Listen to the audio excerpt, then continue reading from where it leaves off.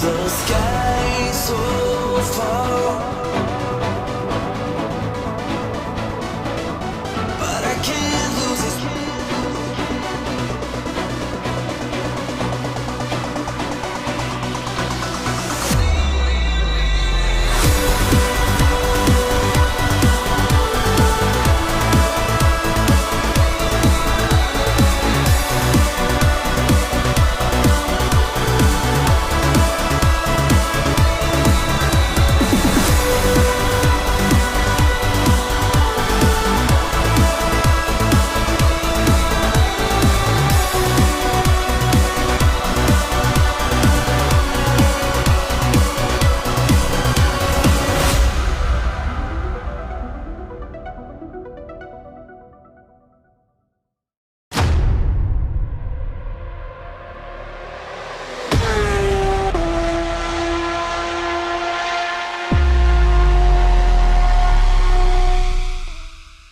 Let's be innovative. Let's challenge a norm. Let's raise the bar. Let's be the elite.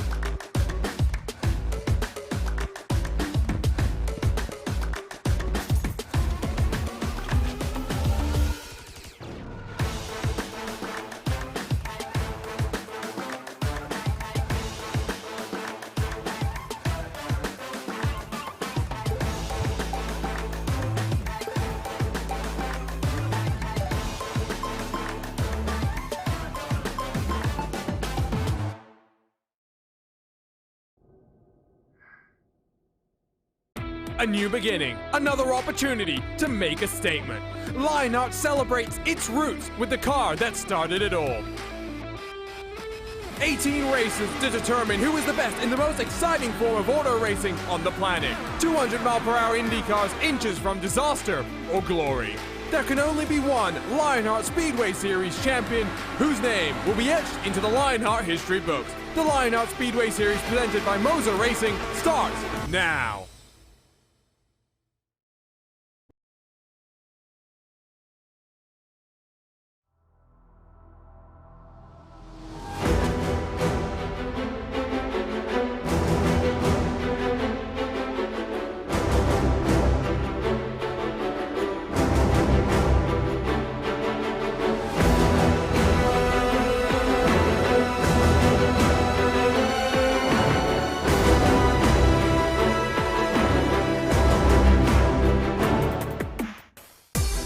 A new season means new opportunities. For some drivers, 2021 was a whirlwind of emotions. Last year, competitors such as Barrett Rolfe and Robert Mleczka III had stints of momentum of lightning-quick pace, but it was Alexis Newsom who found her groove at the right time to score the title.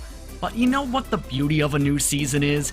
A clean slate. New chances to score wins, new chances to score points, and of course, new chances to become a Lionheart Speedway Series household name. This is the ButtKicker Miami 200 presented by MOZA Racing. Hello everyone and welcome to the first race of the second season of the Lionheart Speedway Series presented by MOZA Racing, live on racespottv and ESTV. My name's Justin Prince. Alongside of the booth for this season is Andrew Kinsella for today's coverage, along with our producer Andrew Kankipati for today's action.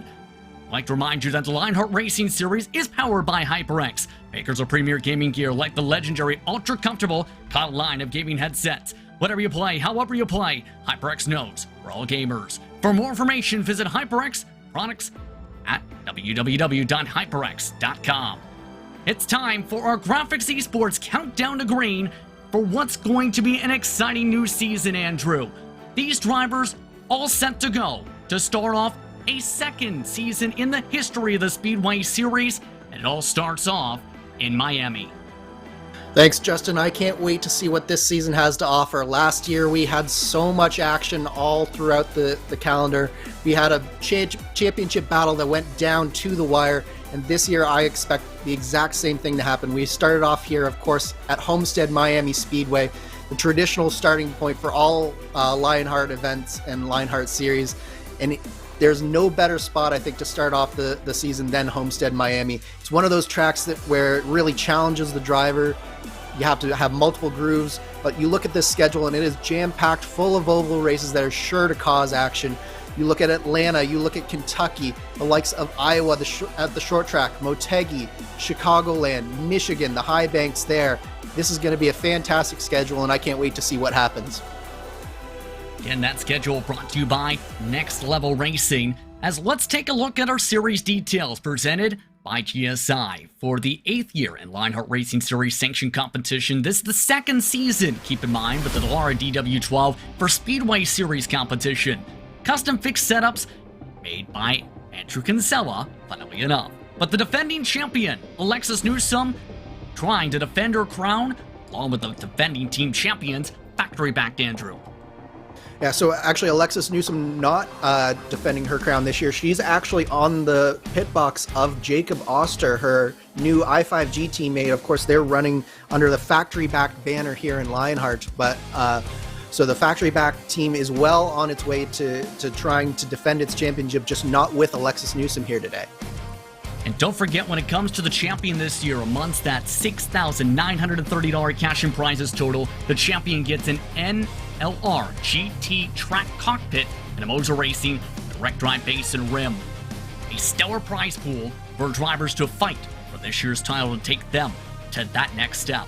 Let's take a look at the MOZA Racing event details as these drivers get ready to battle it out at Homestead Miami. Keep in mind, the pole position has never been converted into HyperX victory lane, and in the past, when it comes to this chassis, just one time, the race in the past, Andrew, has finished under yellow. Yes, and that was way back in Season 1, so it's been a long time since it finished under green. Of course, I was actually part of the closest margin of victory here at 0.292 seconds over Pierre Daigle back in Season 5, and that one nearly ended under caution. We had a 3-lap shootout at the end, but one of the things that you look for here at at Homestead is that it is really one of those tracks that promotes good close racing, but clean racing as well, and there just aren't normally that many cautions here, and especially as the seasons have worn on and the competition level has increased season over season, we've really seen fewer and fewer cautions as the years have gone on. Going to be intriguing to say the very least. Remember, the defending race winner for Speedway competition, Christopher, back during the first campaign. But taking a look from above Homestead Miami, as the temperatures are pristine for tonight. 29 degrees Celsius is the air temperature. Track temperature, should say, with the air temp at 25 Celsius. That's 78 degrees Fahrenheit, 84 track temperature for reference. Partly cloudy skies as we'll be racing at around dusk tonight, Andrew, in some time, just around 7:15 currently. Yes, and what a view you can see from the blimp cam here. And that glare that you see from the sun, the drivers will be seeing that in the car as well. So that's going to be a major factor here today, Justin, where they're going to have to combat not just the setups, not just the other drivers, but also the conditions a little bit, as it is a humid day here in Homestead, and it's going to be one of those days where you're fighting just about everything, including the elements.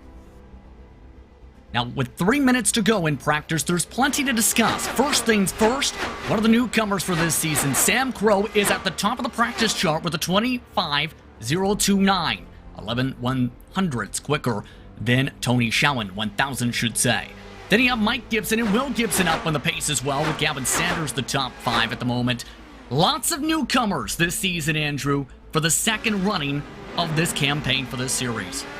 Yeah, absolutely. A lot of newcomers and a lot of people who have sort of been out of Lionheart for a couple of years, so they're new to the series, but not necessarily new to Lionheart. You look at the likes of Michael Goodman and Joe Hassert making their returns as well. So I'm looking also at drivers like Andrew Wood and Jacob Oster. Of course, Andrew Wood is a regular in the IndyCar community, as is Jacob Oster. And they're sort of looking to make their mark here in the Lionheart competition starting in the Speedway series. Gavin Saunders is another name that I'm sort of very intrigued about. He actually runs the Nissan Micra Cup in the real world, so it'll be interesting to have a driver with real world experience sort of getting his feet wet more on the oval side here in the sim. Keep in mind when it comes to the rookie banners, when looking towards the roster, 21 drivers at the yellow box indication for tonight's season opener. Try and prove that they can be the next champion in Lionheart sanctioned competition. 90 seconds away. Let's talk about how these drivers will be handling around the track tonight, because we discussed a bit of setup before going on air this evening. And the main indication you had, Andrew, is similar to last year, but maybe more packier compared to the previous running. Yeah, you should see a little bit more drafting, a little bit more pack racing, but the aero push that you see in the DW12, it'll definitely still be a factor. You're going to see people running different lines through the corners, trying to take advantage of the draft down the straight. I think at the beginning of the race, you're going to see a lot of swapping of positions, and then as the run starts to go on, the tires go off just like normal, and you see that the race start to string out just that little bit. But I think that it's going to be a very racy setup, and then as the track cools down just that little bit, as we get closer and closer to sunset, it's going to heat up the competition just that little bit more. So I think we're in for a fascinating duel throughout the course of this evening.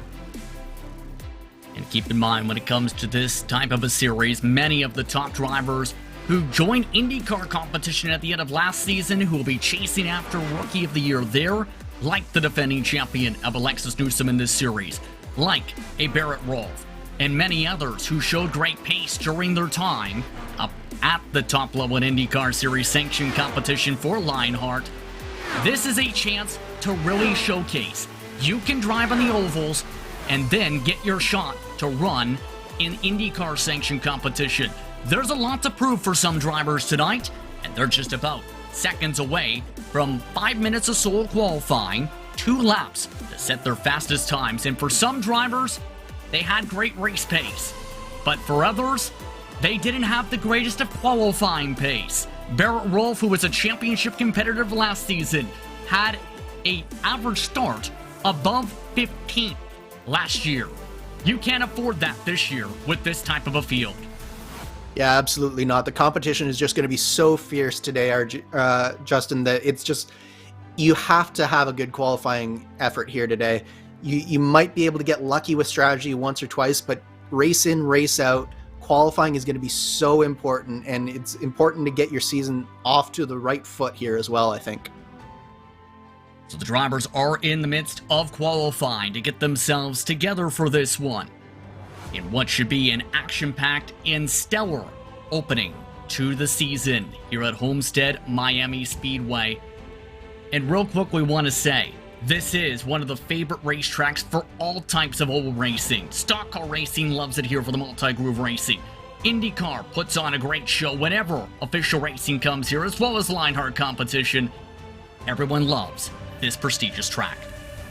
Absolutely, and add my name to the list of drivers who love this track. I won here in the DW12. I also won here with the IR18 the first year that we came here with that. So it is just one of those tracks where it's just so much fun to drive. It's so much, there's so much in the driver's hands that you can run different lines. It's not just with your hands, it's also with the throttle pedal and controlling the car that way. It's a driver's oval, and it just promotes great racing. So yeah, definitely count me in as one of those drivers who loves this track.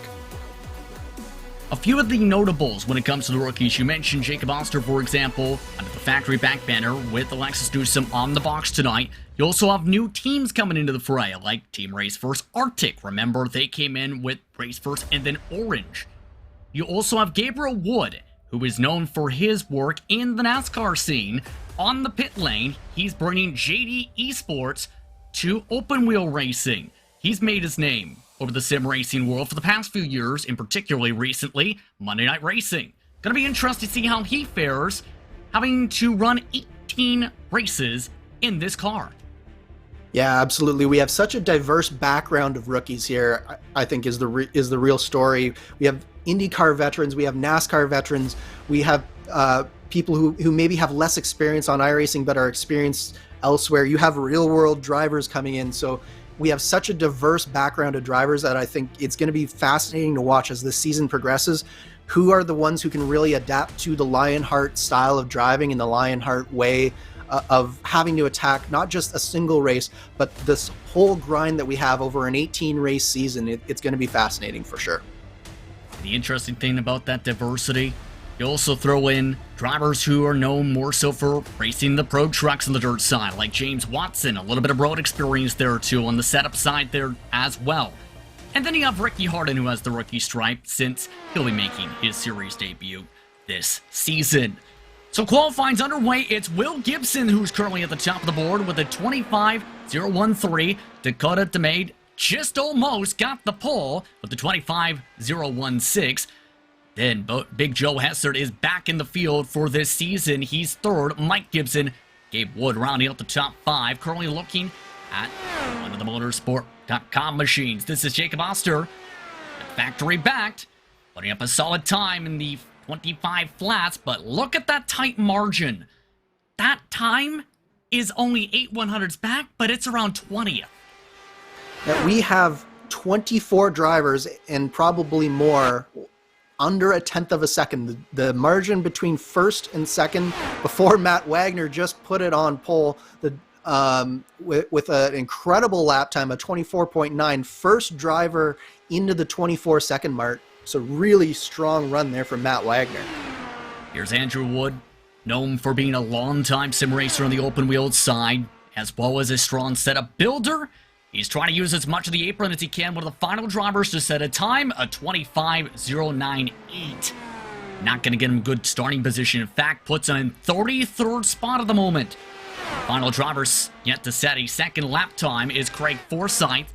26 seconds the first time. Second time, 25.076. Two drivers not setting qualifying time. Shockingly enough, Sam Crow, the quickest driver in practice, did not set one, while AJ Musselman did not make it to the paddock in time to set himself a time. Last moments before qualifying, Andrew, you can feel the buzz for the new season. Absolutely. The buzz is palpable here, and you can tell that these drivers are all up for this. 35 drivers in between first and second, or within 1/10 of a second of each other. Absolutely incredible. With that, it's time for your ButtKicker starting grid for the first race, the Lionheart Speedway Series campaign for 2022.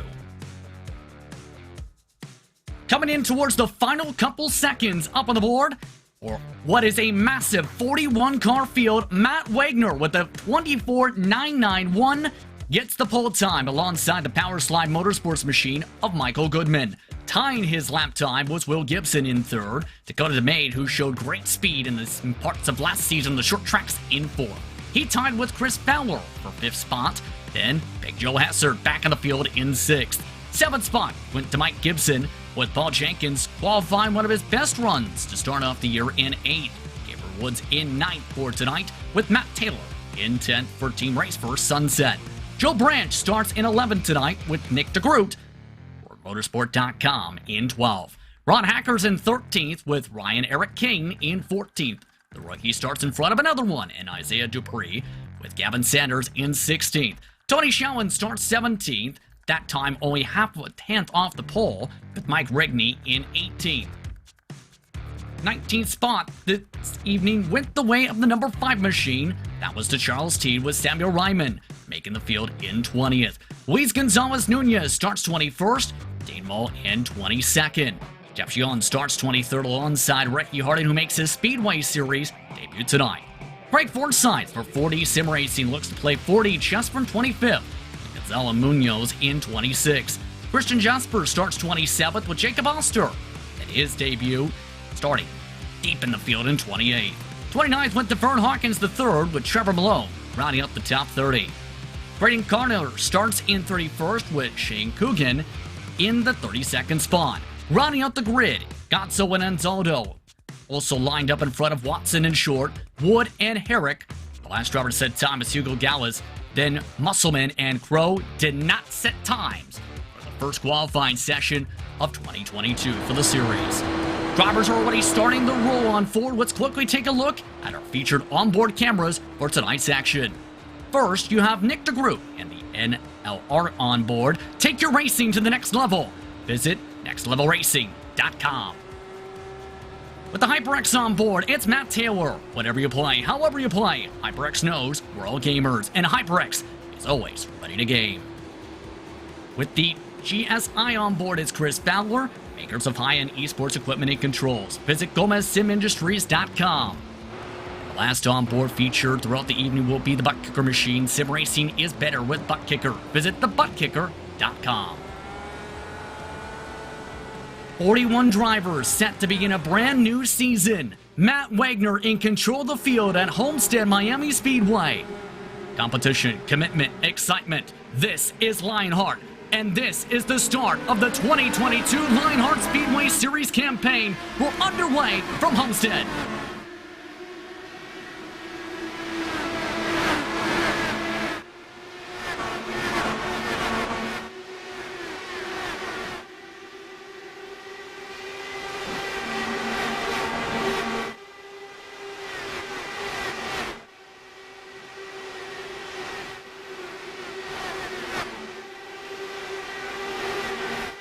And a good start for Matt Wagner leads the first lap of the brand new season, but Michael Goodman provides pressure from behind. Will Gibson trying the bottom. Chris Fowler nearly hitting the side pod of Joseph Hessert in the midst of the dirty air. Starting to string out at the front, but back in the pack, it's still a hornet's nest, and there's action all across this field. Side by side, Chris Fowler drifts up in front. He's stacking up the cars just behind him, JP. It looks like Fowler really struggling with the aero launch so far, and this is a very prominent part of this race car, Andrew. When it comes to trying to battle with this machine, remember the main talking point last year was you had to use your foot to be able to adjust to what the car was feeling. Absolutely. This is a car that you drive not just with your steering wheel, but with your pedals as well. And none is more true in a situation like this when you have so many cars on track. The dirty air, especially when you get back towards 20th, 30th position on this track, is just massive. So these drivers are doing a great job here, keeping it clean for these first 4 laps. And tonight's distance, 134 laps. Should be a wild one to say the very least, as you see Mike Gibson in 9th position currently. He's trying to get the bottom side to work. But as we've seen so far, it's good to help pass for a bit, but the top seems to have the momentum in the early going. Yeah, you really like that momentum that you can generate from the top line. You can sort of just let the car roll off the corner, and it really allows you to have a good run down these straightaways. But that being said, when everybody goes to the top, that means that the bottom opens up with clean air, but then everybody goes to the bottom to get that clean air, and you see what happened there. We nearly had someone in the wall off of 4 there. Wood amongst those having a check up, as you see down to the bottom side. That's DeMade, who's been shuffled -3 already in the span of 5.5 laps. Not having the lines go his direction so far, as Matt Taylor says hello to his rear wing. The top 10, it looks like it's starting to stabilize just a little bit. I think that we're finally starting to get some single file action, but back further on in the pack, it's still side by side. The big mover so far, though, I believe, is Jacob Oster. He's come up 6 positions in under 6 laps, so really good stuff from him. Is that not a surprise, though, when it comes to Jacob Oster? I know he likes to really encourage Arjuna in some ways, to say the least, with some of the broadcasts, but he's putting on a stellar drive through the traffic so far.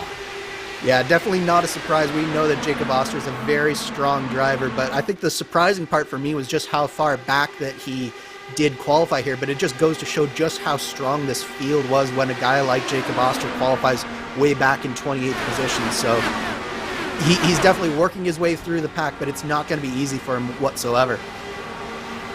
It's in lane selection there, just couldn't get clear, though, of Luis Gonzalez Nunez, who has a different look this year in the simrace247.com machine. Yellow, green, white, red, and blue colors. Passes on by this time in turn 2, though. Realizing that bottom side. Of note for the race lead, Matt Wagner's broken the draft already, Andrew. It only took him 9 laps. He's broken away from Goodman by almost a second and a half. Yeah, really strong stuff from Wagner. He's really put his stamp on the beginning of this race. So it'll be interesting to see just how well he's able to keep up the pace as the run sort of unfolds here. The other thing to consider is that by running this fast this early, he's definitely not on any sort of fuel save right now. So it'll be interesting to see whether some of that comes back later on in the race where we start to get a little bit more strung out, traffic becomes more of a thing, and whether Wagner is able to deal with that as well as he's been able to start this race. Getting at the battle for 5th as Taylor tries to clear himself. That's now for 6th spot, in fact, as Taylor just couldn't get that clear run in front of Demade, his technical alliance mate. Drives right on by on the high side. Taylor looking like he wants to go, but just no place to go with it. But keep in mind when it comes to Matt Taylor, Andrew, we've seen it in the past with him. He usually finds a way where others can't to slice and dice through the dirty air and the air wash. Yeah, absolutely. Matt Taylor is one of those drivers who is willing to take risks, and many times it pays off for him, but also there are times where it doesn't quite pay off the way that he would like it, and I would say it's cost him in some situations that we saw, particularly towards the end of last year. So I definitely think that Matt Taylor has come back here this year refocused and really looking to cement his spot in the Lionheart pecking order here in the Speedway Series. So it's definitely intriguing to watch him getting into a battle already this early on in the season. Nick DeGroot in a battle himself, meanwhile, getting passed on the outside again by Mike Gibson. Once one of the many newcomers, Gibson Racing is the backing for Mike Gibson and Will Gibson. Expecting big things out of them and some of their experience on the sim side. We take a look at the rest of the trains.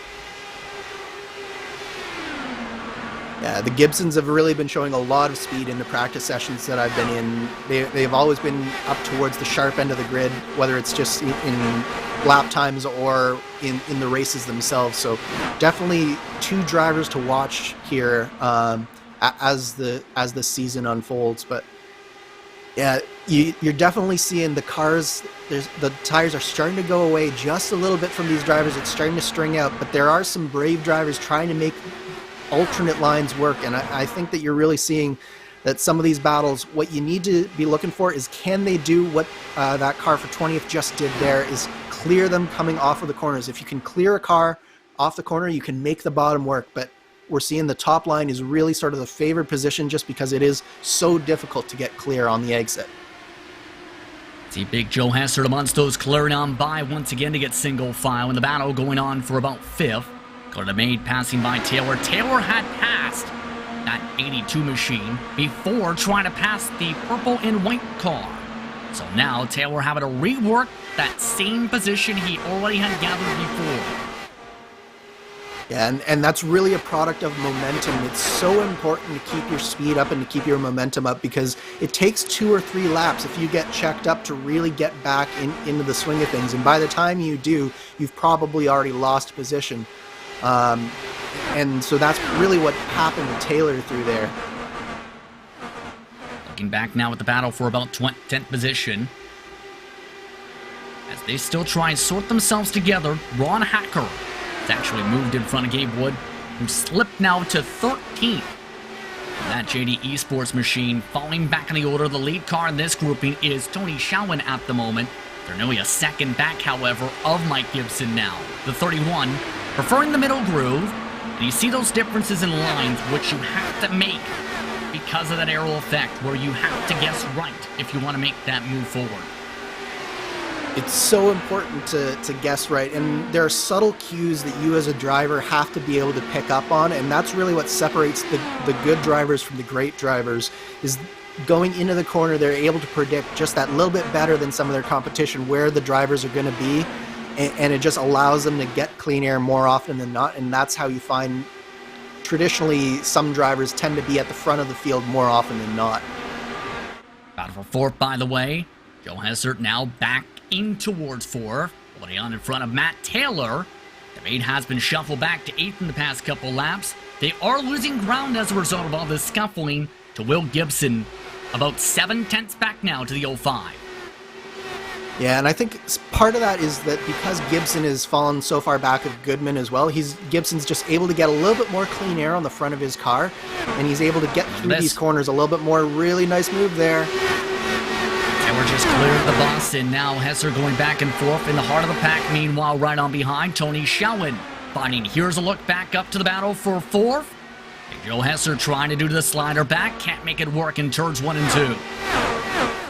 That is the first time I think that Taylor's really gotten clear of Joe Hassert. He took 3 or 4 runs at Joe, but he wasn't able to get by. Now he finally is. So let's see what Matt Taylor has. He's looked quick so far tonight, so let's see if he has anything for Gibson in front of him. Taking a look on board. This is the HyperX on board. And you see that difference of clean air versus aero wash and dirty air, running tucked up behind somebody's wing, just that extra bit of speed. Yeah, and the dirty air is sort of a catch-22 because you do get an advantage running in the draft down the straightway in a straight line, but it's so hard to get through the corner well, and you really need to be careful to find that line and find the fast way through. So it really is a challenge for these drivers. Let's take a look at some of the drivers finding it challenging to make their way through the field. Amongst those, Andrew Wood. Wood is currently in the 30th position, battling for 29th with that trump car to the outside, and Creighton Carter, not the way he wanted his debut to go in this series, knowing the talent he has in open competition on the iRacing service. I think, JP, that it probably has to do with the choice of materials for his paint scheme. I think the wood that he's put on his car is just holding him back just a little bit. I heard he found a way to make it where the wood actually makes him faster. Really? Is this like a new type of wood that he's discovered? It's called not actually using wood on your car. Nick DeGroot looks to knock on wood and knock on the door for 6th. I think we've got to stop making wood jokes now before Arjuna gets really mad at us. Well, he's going to be bad after that. That response? Well, let's take a look at your driver profile presented by MOZA Racing. Chris Fowler is that profile tonight. 18 starts in the campaign with 5 top 10s in his career in Speedway competition, 4 top 5s and 1 pole. His best run came in that thrower at New Hampshire, in the middle portion of the opening series campaign run for these drivers. He had some great runs in Speedway competition last year. Yeah, he was really looking strong throughout the entire campaign. I know that he was very disappointed with the way the season ended, and he wasn't really able to fight with Alexis Newsom in that finale the way he wanted to, but he is definitely coming back strong here. He's doing a great job in 6th place so far today, holding off Nick DeGroot right now. 3 wide, you mean, while in the heart of the pack you just seen there. That is the battle for about 17th position. 3 forced up to the top side, Rigney on the bottom. Hawkins the third, shuffling in from that middle line. These drivers are fighting really hard, mind you. These cars are 7 seconds behind the leader. last second and every position counts in a race like this, because you never know what's going to happen. You never know how long a green flag run we're going to get, and you never know how the strategy is quite going to play out until we get further on in this race. So I don't blame these drivers for going at it as hard as they can. Every position matters. Debris bad exit off the corner. Gets squished up by Vern Hawkins III, one of the biggest movers to the field right now, a plus 11. Only driver higher. Gvaster, a bit of a bobble though for Hawkins III. Yeah, Hawkins is definitely one of those drivers. He's been around the Lionheart competition for a while, and he's really starting to figure it out. He didn't have the best qualifying position, but he's really showing some pace in the race here today, and it's good to see that he's starting to really get on top of the car and get this figured out this season. Here's a look now with Gabriel Wood. And as we follow along with this battle for 12th position, it's worth noting the fuel window for drivers like Wood who have to think about how he's going to plan this out. In clean air, the fuel projection is 39 to 41 laps. But as we know, draft can play into different hands here. Different lines can play into different fuel marks. And with the fuel projection stretching to as late as 10 to go, I wouldn't be surprised if some drivers try the two-stop tonight. I think that it's definitely a temptation for many of these drivers to, especially if you're further back in the field, the likes of a Jacob Oster or an Andrew Wood, they might be looking to some of those alternate strategies like you mentioned, and just trying to find a way to get into a better strategy position, because it's going to be very difficult for them to really make up the positions on track. Getting very close to lights on, but the caution's out for the first time. One driver up into the outside wall. We're under yellow for the first time. A big shunt in the heart of the pack noticed. Mike Gibson gets the worst of it in the 0-2. And we're under yellow for the first time this season. Massive impact there through turn one. Looked like it was Gibson and who is that? That's Tony Schowen on the inside of him. And it just looked like Schowen tried to go to the inside, and then at the same time, Gibson was trying to make that same move. So it just, Schowen wasn't intending for that to happen, I'm sure, but at the same time, probably maybe needed a little bit more room given there for the two drivers, I think. Especially with that line positioning. Here's a look one more time. You can see the thought trying to set it up with the maid on the outside, but you're right on the spacing. There was still a lane and a half down. And Mike Gibson pays the price. He is the first driver to have to take a tow on the evening. There goes that strategy discussion, somewhat. It's basically a tight window for a one-stop under green from here. Yeah, I think the strategy from here is sort of in the opposite direction. I think you're pretty much committed to a two-stopper at this point, but the question is, how do you split up those two stops? Because the window here is going to be pretty wide in terms of when they can come down pit lane. So do you potentially try and stretch this first stint out, or do you try and split it equally? There's going to be some different strategy in that respect, I think. Off and away the race off the pit lane. Matt Wagner coming across first once more. Samuel Ryman stayed out to try and get a lead lap and did secure that mark. Sam Crow missed his pit stall amongst that sequence. So everyone coming in for their fuel. Tony Schowen, for obvious reasons, having to take a wing change under the caution. But the reason I mentioned the possibility of trying to split it up from this mark at a 1 is, what's 44 times 2? 98. Or rather, that's 88. Math is hard. Pardon me. Live commentator math is never a good thing. I've made the same mistake myself. Yeah, so it's going to be a really long stretch. You'd be looking at 4 to 5 laps a stint minimum in order to really try and make it. So I think that probably the safer play is to try and split the two stops that you're probably going to have to make up in an inventive way. Especially since if you divide it up for the time we are likely to go to green here with the laps remaining, looking towards possibly 47, 48 laps having to make it. So there is that thought process being explained.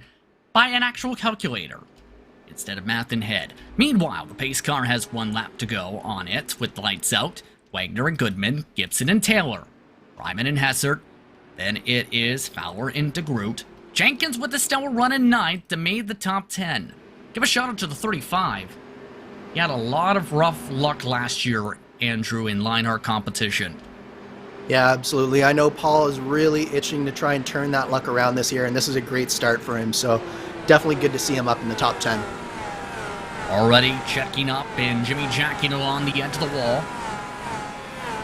Keep in mind, when it comes to IndyCar protocol in real life, single file, usually around the outside groove, such as what we're seeing here. Wagner in control of the field, green flag, backing away.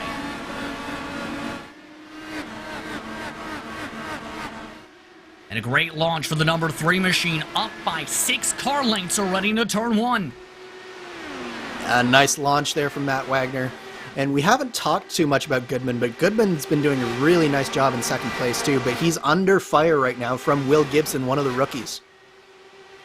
Will Gibson trying to find a way to build up a run. All of them followed the same line. Meanwhile, Gabriel Wood amongst the first of the side-by-sides. It's around 8th on back or so. Gabe Wood with the momentum high side, but Buxton forced to check up behind DeMade. Yeah, DeMade really the cork in the bottle here. You see that Jenkins has really put in a nice big gap between himself and this pack of cars. So we have sort of an 8-car breakaway at the front, and then this hornet's nest of 4 or 5 drivers really trying to figure out who is the fastest driver to lead them back up to that pack of 8. Some snaking amongst the lead drivers.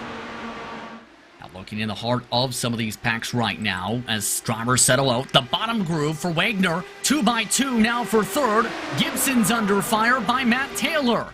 Taylor tries to send it to the inside. He tries to park the bus and completes the pass for 3rd. Nice move from Taylor. That's really what you need to do, is take advantage when the caution bunches everyone up. But Gibson is not done with Taylor yet. He's fighting back on the inside, and it'll be, oh, they're getting close off the corner there. But it looks like Taylor will be able to hold this position down the back straightaway. Meanwhile, the battle for 9th has lost them nearly a full second, but guess who's leading the train? Jacob Oster, who's up 19 positions. This is absurd. Yeah, I think Oster saw how tooth and nail everyone was fighting and said, okay, guys, we need someone that's fast that's going to lead us back to that lead pack, and he nominated himself and went straight to the front of that pack, and he is doing everything he can to pull himself back up onto the back of Paul Jenkins right now. What can I say? There's a U-Haul logo on that machine for this season to start off at least, and Oster's all in the mail to get up through the pack. Dakota Maid fighting as well, though, with them looking towards the front still. Taylor trying high side here. Bottom side still for some of the others, such as these cars darting a bump to the inside, such as Taylor, who wants to still fight now for 2nd. Yeah, Taylor's looked really strong, but you see just how much of a price that he paid there trying to make that inside work. The tires are already going away, and he drifted right out to the outside, allowed Michael Goodman to do the nice over-under move. And we'll see, will Goodman be able to clear Taylor? Will Taylor be able to hang out on the high side here? Goodman losing ground, and yes, indeed, high side is right side. For those trying to finish a pass, Taylor is clear for that spot. Chris Fowler, meanwhile, he's been really determined, it seems, short run to trying to work around the bottom, Andrew, but it's not been working for him compared to some of the others. He's been better when he's on the middle high up on the track. Yeah, I really think Fowler needs to keep moving up that track. He knows that the bottom can work, but the thing is, he needs to know when he has to move up, and he hasn't been good at recognizing it so far. Oh, another caution. Big wreck here. It's in the second grouping as some of the drivers scattered to the grass that are cautioned for the 2nd time tonight for the season opener, and one of the drivers, I believe that may be Wood, who's slowing on down here. Let's take a look to confirm, and nope, it's one of the black and red machines. And wow! Oh! That was Ryan Eric King. Sanders is the driver we were looking at there initially. It was, funnily enough, Wood, who is near the vicinity of this, who just missed it. Yeah, so Sanders Oh, that was just the wrong way to dodge there, unfortunately, for King there. We're lucky that was a sim and not in the real world, because that could have been bad. But yeah, unfortunate here. Unfortunate way to end the day for Sanders. That's the 21 car beside him. Who is that? That's Will Gibson. So Will Gibson and Sanders just get together. It looked like, again, it's one of those cases where you, at this early stage in the race, you just want to give a little bit more room between the cars than I think was given there, and just two cars came together there. Correctly there, that was Ron Hacker in the 21, but keep in mind, part of the reason for the mention of Wood, it was to the inside of Kane entering that corner, hence why Kane was up top on entry. But some drivers taking the time to top off here, and that math I referred to makes a little more sense now. Because for some drivers like Will Gibson, Dakota DeMade, Gabriel Wood, Craig Forsyth, Ricky Harden, Joe Branch, and Trevor Malone, if it goes green from here, they're in a very solid spot, Andrew, in terms of those fuel marks. For those wanting the track position, it's still realistically the 2-stop. Yeah, absolutely. I really like this call coming down pit lane this time by. This is definitely well within that window of potentially being able to make it. So, yeah, I really like this call. I'm surprised that more people didn't come in, to be quite honest. We've seen the difficulty of the traffic, which may be part of that factor. And also the confidence, as well as the prediction of, will this be the trend for cautions after 20, 30 laps? We've seen one caution after a 30-lap run, another caution already about 12 laps in the run. See how it fares out with the lights out on top of the iRacing pace car. Wagner still leads. He's led all laps so far, except for one, with Samuel Ryman scoring one under caution. Taylor, Goodman, Big Joe Hessert, Bauer, DeGroot, Jenkins, Oster, Ron Hacker, Mike Rigney is the top 10 currently on the circuit. And some big movers amongst the top 20, partly with the call here. Musselman's up 21 after not qualifying. 17 spots up as George Anzotto from not pitting. Andrew Wood, after his miss there, up 22 spots. Vern Hawkins, the third, up 17. Don't forget Jacob Oster. He's up 20 to get himself in the top 8 for the restart.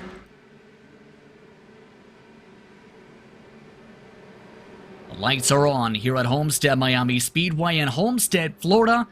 It's time to get back underway at this 1.5-mile circuit. iRacing pace car off. Matt Wagner in control of the field. Green flag once more.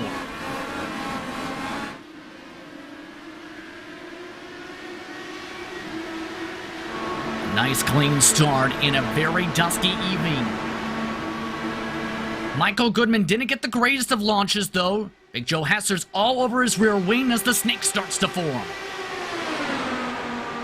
Yeah, Goodman really was a little bit asleep on that restart, and it's allowed Big Joe Hesser to really try and mount a challenge here. But these two drivers really have to be careful, because they're very much in danger of seeing the top two cars break away. And that could be the worst thing for these drivers, is to have that big breakaway happen this early on in the stint, as they get very close coming off a 2 there, Justin. Goodman looked like he got spooked as Big Joe Hesser nearly cleared on by. Michael Goodman taking evasive action, bobbles it to the right. That could have been dangerous if he was ever more to the right towards the wall. And look at right behind him, who do we have? Chris Fowler, who we were talking about earlier, and Jacob Oster, +2 already on the restart. He's already up to 6th position, and he just cleared his factory-back teammate, Nick DeGroot. We'll see if Nick DeGroot's able to follow the Pied Piper, the number 9 machine. When it comes to that pace, most drivers single file it out already. Paul Jenkins, though, trying to get inside. You see the upper right-hand corner. So those trying to shuffle. You also have this grouping into turn 1 that's trying to sort itself out. Yeah, this is, again, the time that cautions will breed cautions is in scenarios like this, where the tires are a little bit old, but you still need to take advantage of when the field is bumped up, and you see these cars getting so close together through the middle of 3 and 4 there. You know, one of the concerns that could pop up, though, that difference in strategy we refer to, if you look around 19th on back, AJ Musselman's actually started to break away from said pack. It's 2x2 several rows deep with everyone who just hit here. Yeah, absolutely. So this is definitely the danger. Is even if this pack wasn't falling back, the other danger is that when you have these 2x2 situations, contact and cautions are a lot more likely. So it's when you're that far back in the pack, like a Joe Branch or some of these other drivers who came in, you're definitely at risk of potentially getting caught up in something you shouldn't be caught up in. Very tight racing going on here. You see with Enzoldo and Hawkins III, they've already nearly scrubbed side pods twice that past lap.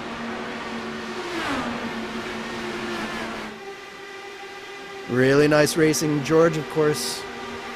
Oh, there's an air squeeze. Just getting it ever so tight, Andrew, with this fight. Enzoldo this time able to hold it off.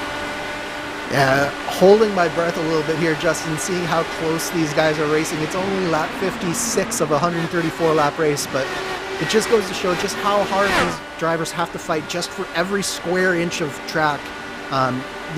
This series is so competitive, and you just have to fight lap by lap, corner by corner to try and get your way through this field. And it's battles like this that show why these drivers are so good and putting on the show that they are. Coogan with the popcorn seat to this fight as well, keep in mind. They are losing ground, mind you, with this side-by-side, but right now Coogan waiting for the chance for his time to strike. After all, they are actually pulling away from that hornet's nest of drivers with fresher tires, as a little bit slippy there. That was Jacob Oster coming up straight in front of Chris Fowler, and Fowler had to get well off the gas in order to keep off the back of Jacob Oster. I'm not quite sure how they didn't manage to have a disaster there, but good heads-up driving by Fowler. But Jacob Oster now into the top 5 after starting 28th, Justin. They did make contact, it's worth noting, Andrew. Just check to make sure. How will that impact Fowler now? Is there going to be damage to that wing that will require a change? That's a big question mark now. And Chris Fowler, in turn, has pinched Nick DeGroot to the bottom of the track. Yeah, definitely not a lot of give and take going on right now on track, Justin. These drivers are racing each other as hard as they can. It doesn't look like Fowler has any damage there. I think he managed to escape without any sort of detrimental effects, because he's taking it right back to the back of Jacob Oster right now. So I think we got away with one there. Have to see, and nearly knocking the wall down is DeGroot too with the aero wash. A little bit lucky there as we take a look now a few positions on back. The George Enzoldo fist fight around him with Coogan now looking to make a pass. He's already been passed by Hawkins III, who's ran away by nearly a full second with the help of the next pack up. And I've raced George Enzoldo many times, and one thing I will say about George is he will fight you for every inch and every position. So I don't think that battle is going to go away anytime soon. Up the road, meanwhile, here's a look back at Fowler. Looking to try and find a way back around Oster. They are starting to slowly reel back in a touch bit at times. Michael Goodman, who has a bit of clean air. Yeah, it's definitely interesting to see what Fowler is doing here, because some laps he really seems like he wants to try and pass Jacob Oster, but other laps he seems to just be a little bit more content to ride behind Jake and see what Jacob can do here. But I think the key is, will Oster be able to keep on reeling in Goodman, or will you start to see that gap opening up a bit? Because I think that will really dictate what Fowler does here. Already quickly approaching the halfway mark in this one. 71 laps to go this time by. Here's a look again at Ron Hacker. Very nice run so far for the 21 machine. I'll give him credit. Had that bit of contact earlier. Has been cleared with that respective incident due to internet-assisted contact in that mark for the second yellow. But he's been doing well to be able to keep away from fights like this one with Tony Shalin going 3. Yeah, 3 wide at this stage in the run I don't think is the smartest thing for any of these drivers to be doing, but it's just one of those things where you have so many different lines through the corners here that sometimes it just sort of happens even if you don't want it to, but they fall sort of back in line. Tony Schowen's getting hung out on the bottom side here just a little bit, and he's falling back now through this field. Yes, indeed, with him getting freight train. Luis Gonzalez Nunez, who had probably some of the worst luck in all competitors in Lionheart Sanctioned Competition 2021. He's doing a solid job so far. He's up 8 spots. Remember, he showed speed at times last year in Speedway competition. It's just a matter of, could he avoid being involved in contact? Yeah, the number one thing for Luis Gonzalez Nunez coming into 2022 is definitely keeping his head a little bit cooler than he did at times last year. He was involved in a lot of incidents, some of which were his own making, some of which weren't, but the main thing is if he can keep his nose clean throughout the course of a race, he's shown the speed to be able to do it. It's just a matter of making those decisions and keeping his head nice and cool. So coming up to the start of lap 68, dominating run so far for Matt Wagner. All but one lap has gone his direction. Matt Taylor is trying to fight for second behind him. Big Joe Hessert and his big return to Lionheart competition. Still inside the top 3, remember. Plenty of pace showed in the past, and this chassis, he's been showcasing it this evening. The breakaway as well from drivers like Goodman and Fowler in 4th and 5th. Oster in 6th to Groot, Jenkins, Wood, and Hacker. Your top 10 just past halfway here at Homestead, Miami. You're watching RaceSpot and ESTV for coverage of Lionheart Speedway Series presented by MOZA Racing. We'll be back with more from Homestead, Miami on iRacing right after these messages.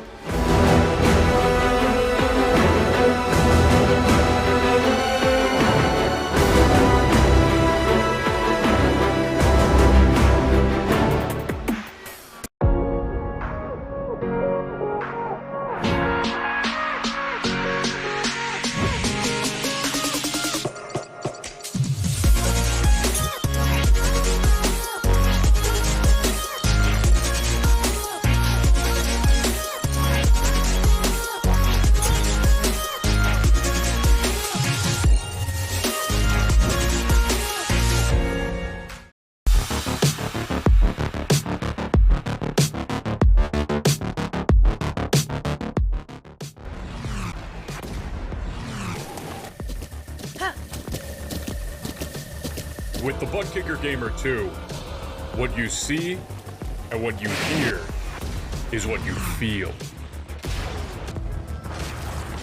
ButtKicker, the future is feeling.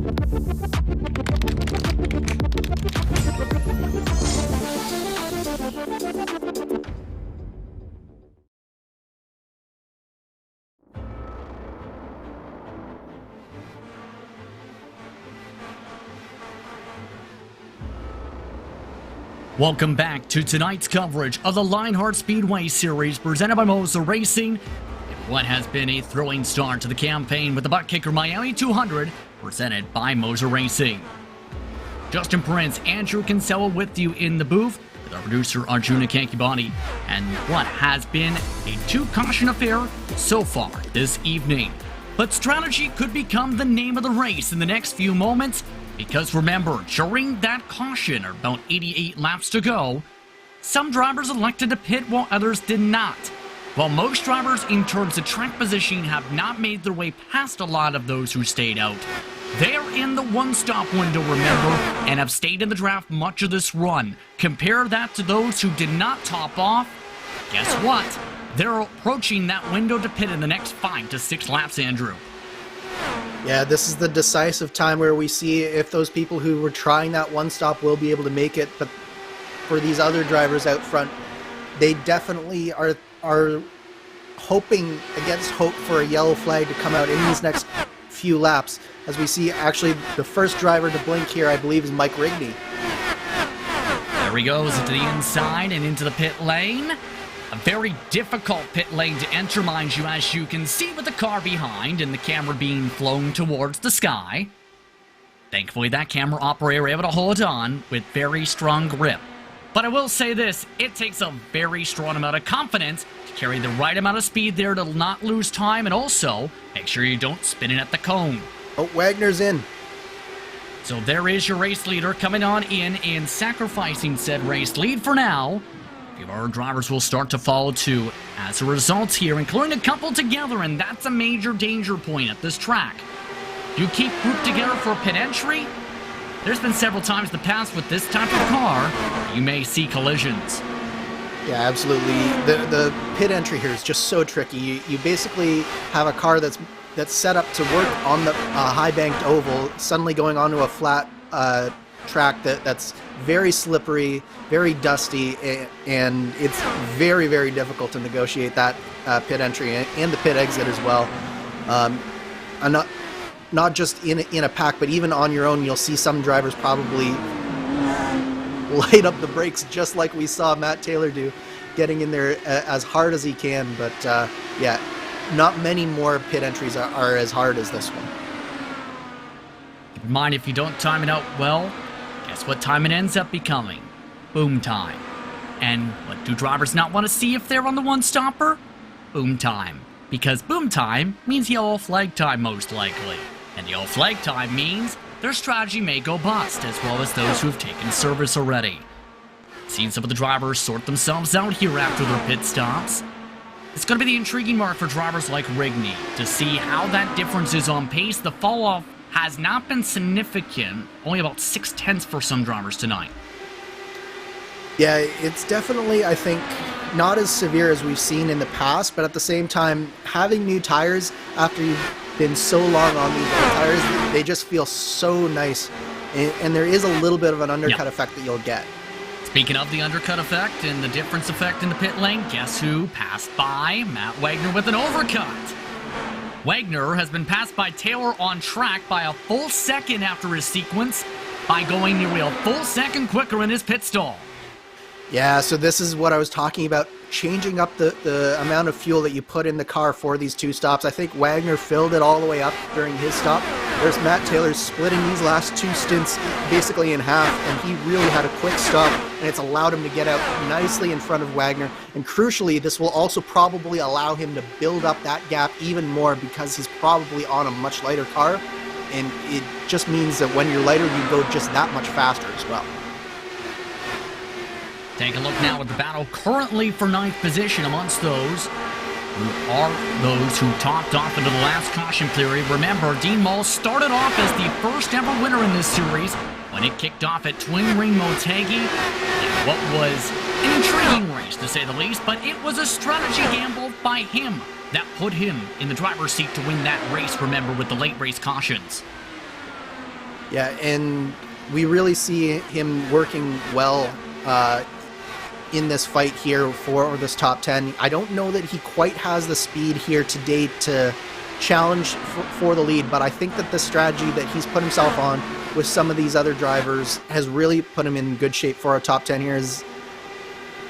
You're seeing a whole bunch of drivers here. Fowler, DeGroot, so close through 3 and 4 there, but this is what the difference between fresh tires and old tires is really doing. You can see how stark a difference is, how much more grip the race first car has compared to the very old tires on that car of Dean Mull. Of note, amongst the drivers who had to get some repairs during the sequence hearing, there was a lengthier stop for Oster. And we were talking about the potential of if Jacob had scraped a bit of the wall, that may be a bit of a factor with the 13-second service. Keep in mind when it comes to Chris Fowler in his situation, he did not have to take the wing change after that potential of damage from earlier. Fowler's still trying to find a way around this traffic, and they are not making it easy. Yeah, Fowler didn't have a wing change, but I do see a little bit of damage on his right side side pod and the little flip there, so that might be hurting his performance just a little bit, but if it is, it's not hurting him very much because he's doing a great job trying to come around the outside of all these cars that are... oh no! Fowler gets in the back! Caution is out for the third time, and it's the big one at Homestead. 10+ drivers getting involved through turns 1 and 2. They stack up all throughout the corner. A massive incident. That was the big one. A hellacious impact there. And it all started Fowler on the new tires. I think he just gets into the back of... I'm not sure who that driver is. Jeff Xiong. Yeah, so Xiong, he's on the old tires trying to make this fuel save work. Goes for the outside, and Fowler just doesn't anticipate how much Xiong is lifting off in that corner to make it work, and he just gets into the back, and then there's nowhere for any of these cars to go. There's cars flipping on the outside, there's cars flipping on the apron, and it collects about 6 drivers sort of after that first incident really happens. Jacob Oster, we mentioned the damage repairs. He'll have a lot more after this. And that's always the danger of having to go back further into the pack, is you get into a situation like this where you just don't have anywhere to go, and just really unfortunate for Jacob Oster. He'd done so well through the beginning portion of this race to work himself from a 28th starting position all the way into the top 5, and then it looks like his race is ending here in turn 2 with this unfortunate incident. Plenty of drivers stacking up in that secondary blockage on the bottom side. Jim Herrick amongst those, Vern Hawkins the third, Hugo Galles, Tony Schowen, Andrew Wood had to dodge drivers, one driver in the grass, and Christian Jasper. I will say this though, the one-stoppers just had the luck go their way, because guess who was calling in to pit that lap? Dean Mull and the new race leader from all that, Craig Forsyth. Yeah, this is exactly what all those one-stoppers wanted, and this should give them just enough time to make it on fuel, no problem. So we said at the beginning the fuel window was 39 to 41. This will be 42 to go, I believe, when we go back to green, or 41 to go. So it'll be right on that outside of the window. There might be a little bit of fuel saving needed, but certainly not much, and certainly well within that doable range.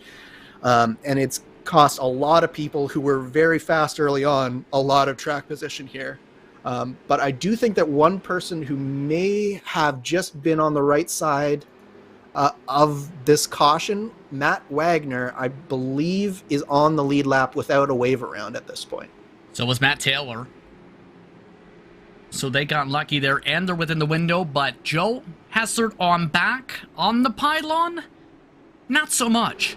They'll have to take the wave right here, the one to go signal, and that means most of them need a caution to make it to the end. The only driver who may have a shot at stretching it is Creighton Carter, who had pit a couple laps prior to the big incident into the corner.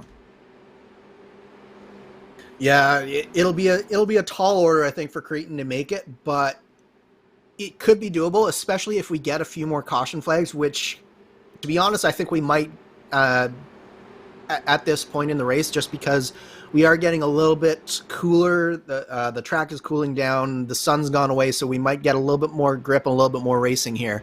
So yeah, there's still a lot to play for sure here, I think, Justin. Outside of it now being 1 hour later compared to the last time we checked towards the time, to be quite frank, the temperature's actually increased, Andrew, by 1 degree Fahrenheit, funnily enough. Same on Celsius. You're right. I was not looking at that, but it does look like it looks like the ambience come up and the track temperature has gone down by 1 degree Fahrenheit. So, Welcome to Florida. yep, it's a typical Florida night where the track's getting slightly cooler and the air's getting slightly warmer. So there go the wave arounds, 1 to go signal now given, and after the caution, the field has been flipped topsy-turvy-like. Forsyth is the leader. He had started in 25th. Trevor Malone, who started 30th in second. Gabe Wood, who had been shuffled to the mid-pack after the opening parts of the race, is in third. DeMade, who started up front early but dropped to the mid-pack by the caution periods and the strategy calls, is in fourth. Ricky Harden, who started 24th, is in fifth. Joe Branch, who's been very quiet, has been looking to sting like a bee in these closing stages, in sixth. Will Gibson, Dean Mull, Jasper, and Samuel Ryman, who started in 20th. He's never quit. Throughout the night, he's in the top 10 for the first time tonight. Outside of that 1 lap, led under caution. 41 laps to go here at Homestead, Miami. It's Craig Forsyth in control of the field. Green flags out, we're back underway, and a big stack up towards the bottom. A poor launch for Joe Branch. Yeah, definitely not what Joe Branch needed there, Justin, but good start from the front of this field, and Craig Forsyth is leading the way coming out of turn 2. The interesting mark of all this will be how things fare out, with a lot of these drivers not being in the contender conversation before the yellow flags. This is a true test for some of them. Can they keep the positioning? Can they find their way into victory lane for the first time this season? HyperX victory lane, in fact. As you see some of the fanning out, Wood preferring the bottom, following the arrow wash still. Remember, he mainly is known for a lot of his ability in the stock car side. He also runs a fair bit of open wheel. Yeah, absolutely. We have a number of new drivers here, but one driver that I have my eyes on right now, Justin, is Trevor Malone for the race lead. He has been looking strong. He's one of those drivers who can really turn it on when he needs to, and I think that he's doing just that right now with a strong move to the race lead underneath the Craig Forsyth. Trevor Malone for the race lead for the first time this season now looks to pull away. And he's pulling away and then some. Craig Forsyth struggling in the arrow wash. Now amongst some of those battling behind. Your former race leaders are in the hornet's nest. Matt Taylor on the bottom trying to find a way around the commentator Samuel Ryman. He looks to hold on outside, he does, as Taylor clears Wagner. Oh, this is where it gets dicey, Justin, especially when you have two aggressive drivers like Taylor and Wagner in such close proximity. They're both just chomping at the bit to try and get back through this field towards where they were before, but they've got to be very, very careful here that they don't trip each other up because it can so easily happen. Go ahead. Nearly tripping each other up is Gabriel Wood with a slide from underneath from Will Gibson. New race leader again, it's Ricky Harden to the point. Everybody wants the lead, everybody gaining confidence. Now contact as Trevor Malone touches the wheels of Gabriel Wood. Wood knocks into the wall. Wood still keeps his foot in it. What is going on?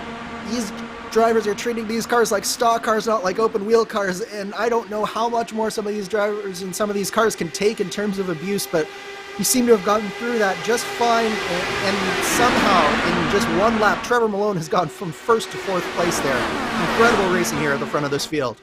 Into McCutter blocks a center right into the wall, collects Taylor, cautions out again, and he gets hit by Rigney. More drivers trying to dodge down the front stretch, but we're back under yellow again. Samuel Ryman pushed into the wall, and then calamity.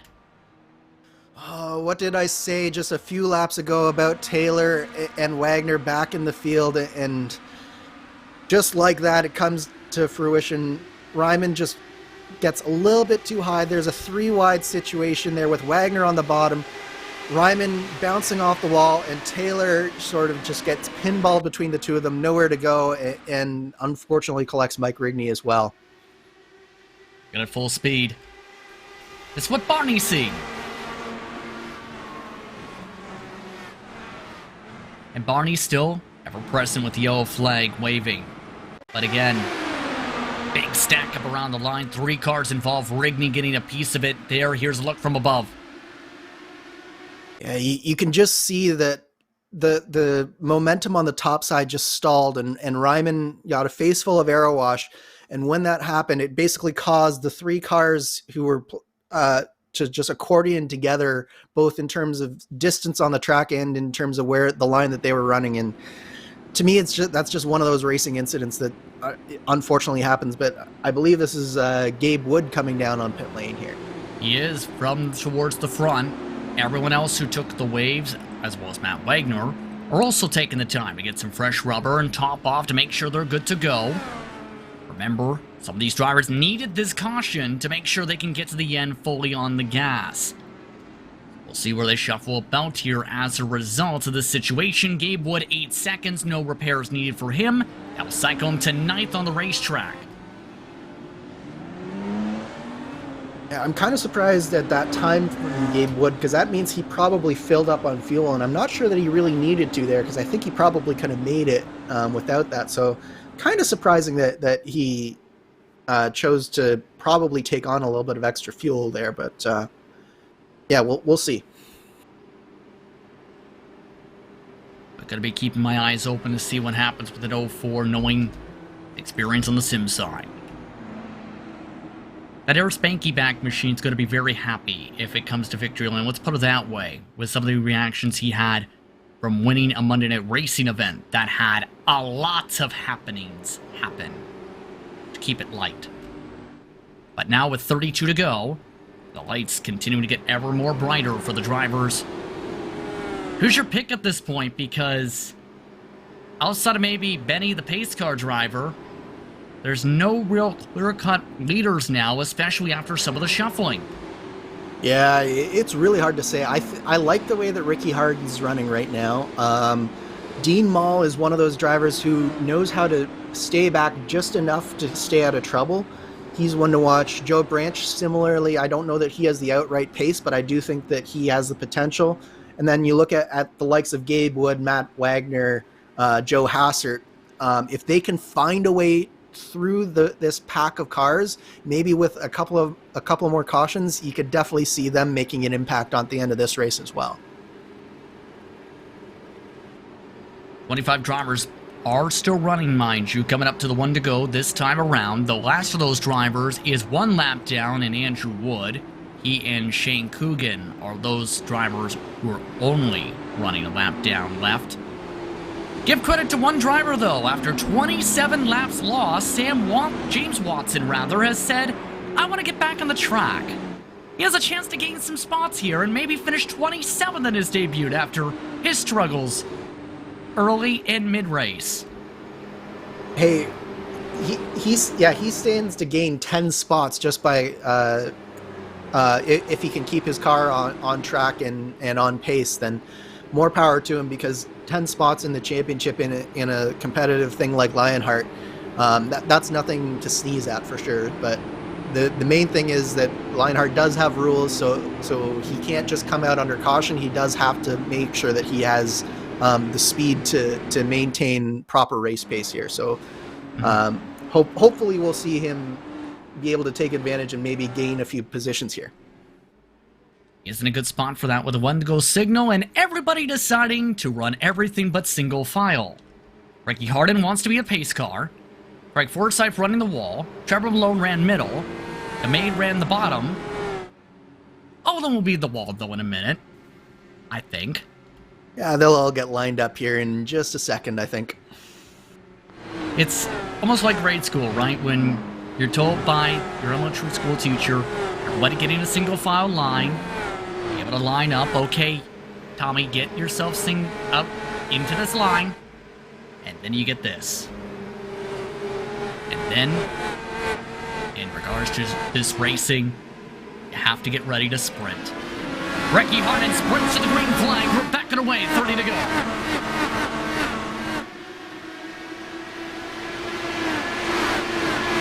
Another good launch for Ricky Harden now. Trevor Malone trying to find a way around Forsyth. Behind them, a battle with Joe Branch making the move on Jasper quickly. Here comes the snake. Forsyth had Malone tucked underneath his rear wing for a moment. This was exactly what what Ricky Harden needed, was to get a nice big gap on that start. But Forsyth and Malone are really coming back on Harden now. I think that the days of seeing the leader sort of disappear off into the distance, they're over and done in this race. I think that this draft and the cooler temperatures are starting to prevail here, and we're going to see some battles for the lead towards the end of this race. Forsyth slides up. Too slow on the exit. Malone goes for it. Here's the look of the battle for 10th right behind him with those in the fresher tires as they try and find a way to utilize them. Big Joe Hazard amongst those trying to make the moves. That's with Matt Wagner right now for the lead car on that strategy call. And Joe and for has the race lead. Here comes Harden on the inside. Forsyth on the outside. Craig Forsyth to the race lead. What a power move from Forsyth, and I don't think that Harden's done losing positions as Trevor Malone looks to the bottom, but Forsyth gives Malone a face full of air, and he pushes up nearly into the side of Ricky Harden there. Back to the snake. Forsyth tries to run away now with the point. Forsyth's led 15 laps so far tonight. Ricky Harden pushes up off the corner. Here comes Malone with the run. Malone takes it high. This battling is exactly what Forsyth needs to put his stranglehold on this race. If these drivers don't start paying a little bit more attention to what Forsyth's doing, Forsyth is going to break the draft. So Malone looks like he's nice and clear of Ricky Harden now. Let's see if he can reel back in Craig Forsyth. They're working to do that behind them. Dakota DeMade is up to 4th once more. Dean Mall looking to try and follow his draft, as well as Will Gibson. They pulled away a little bit from Christian Jasper, as well as the lap car and Shane Coogan, Matt Wagner, as well as battles such as this one with Luis Gonzalez Nunez on the outside around Gabe Wood. Yeah, really close stuff here. Back further in the pack, and all of these drivers sort of back further on, they know that they're on the fresher tires compared to the top 8 or 9 drivers, but they keep on fighting with each other, and they just see those drivers getting further and further away, and I've been in this position before, and it's so frustrating, and you want to make the move, but by making those moves, you're actually impeding everyone around you and making it harder and harder to get up. So it's sort of like this catch-22, but the one driver who is making moves right now, Matt Wagner, in 8th place. Problem is, the battle up in front of him is not for position. Remember, just referred to the lap car and Shane Coogan 1 lap down. He's trying to fight with Christian Jasper here, the 7th place driver, and this is losing them time on the track. Jasper stuck in the bottom.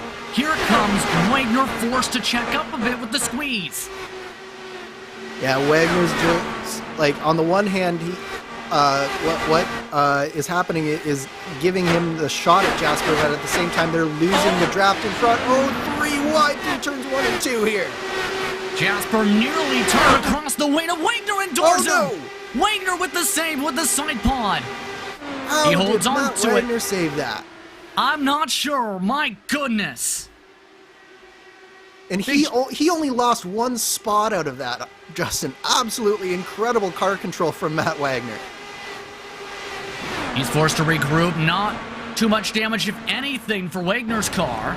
Russell's really taking advantages. Joe Branch. Here's a look at the replay. Look at the wheel. Made it look easy. I don't even know if he cracked the throttle. I think it was, he didn't crack the throttle, but he did touch the brakes. You could hear the brakes just come on just a little bit, and that was what saved it without touching the throttle. He Caution! hit the brake. Oh, caution on the speedway. Once again, it's Matthew Short this time toward the back of the group.